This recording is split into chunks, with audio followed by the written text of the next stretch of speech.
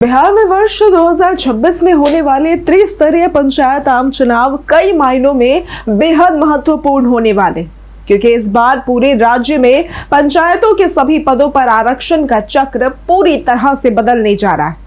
पंचायती राज अधिनियम के अनुसार किसी भी आरक्षित पद का रोस्टर 2 लगातार आम चुनावों के बाद बदलना अनिवार्य है। 2016 और 2021 में एक ही आरक्षण रोस्टर लागू रहा, जिसके कारण कई पदों पर एक ही वर्ग के प्रत्याशियों को लगातार 2 बार अवसर मिल चुका। लेकिन अब 2026 के चुनाव में ये रोस्टर पूरी तरह से बदलने जा रहा है और इसके साथ ही उन सभी पदों से आरक्षण भी समाप्त हो जाएगा जहां 2016 और 2021 में अनुसूचित जाति, अनुसूचित जनजाति, अत्यंत पिछड़ा वर्ग या फिर महिला वर्ग का आरक्षण लागू था। इस परिवर्तन से ग्रामीण राजनीति में नए समीकरण बनेंगे और कई वर्षों से सुरक्षित सीटों पर काबिज नेताओं की स्थिति प्रभावित होगी। बता दें कि नया आरक्षण 2011 की जनगणना के आधार पर तैयार किया जाएगा। अनुसूचित जाति और अनुसूचित जनजाति को उनकी कुल जनसंख्या के अनुपात में आरक्षण मिलेगा। उदाहरण के लिए यदि किसी क्षेत्र में एससी या एसटी की आबादी 25% है तो वहां के 25% पद उसी कोटि के लिए आरक्षित रहेंगे। इसके अतिरिक्त शेष पदों में अत्यंत पिछड़ा वर्ग को लगभग 20% आरक्षण दिया जाएगा। हालांकि एक महत्वपूर्ण प्रावधान ये भी है कि किसी भी स्तर पर कुल आरक्षण 50% से अधिक नहीं हो सकता।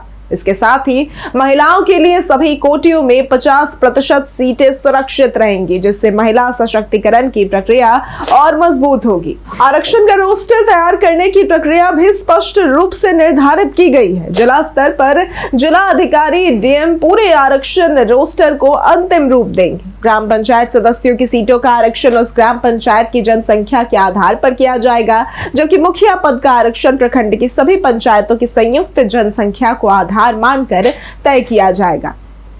अब पंचायत समिति के सदस्यों का आरक्षण पूरे प्रखंड के कुल पदों के अनुसार निर्धारित किया जाएगा और प्रखंड प्रमुख की सीट पूरे जिले की कुल पंचायत समितियों के 50% पदों के आधार पर आरक्षित होगी। इसी प्रकार जिला परिषद सदस्यों की सीटें जिले के कुल सदस्यों के 50% के आधार पर आरक्षित रहेंगी, जबकि जिला परिषद अध्यक्ष का आरक्षण पूरे राज्य के अध्यक्ष पदों की कुल संख्या के 50% के आधार पर तय होगा। इस बार आरक्षण में होने वाला ये बड़ा परिवर्तन कई नेताओं और राजनीतिक परिवारों की चुनावी योजनाओं पर सीधा असर डालेगा।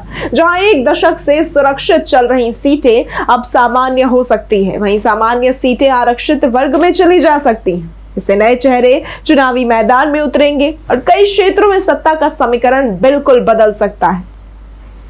बता दें कि आने वाले महीनों में जैसे जैसे रोस्टर जारी होगा, ग्रामीण राजनीति में नई चर्चा, नई रणनीति और नई प्रतिस्पर्धा देखने को मिल सकती है। बिहार पंचायत चुनाव 2026 इसलिए केवल एक चुनाव नहीं, बल्कि पंचायत राजनीति में नए अध्याय की शुरुआत साबित हो सकता है।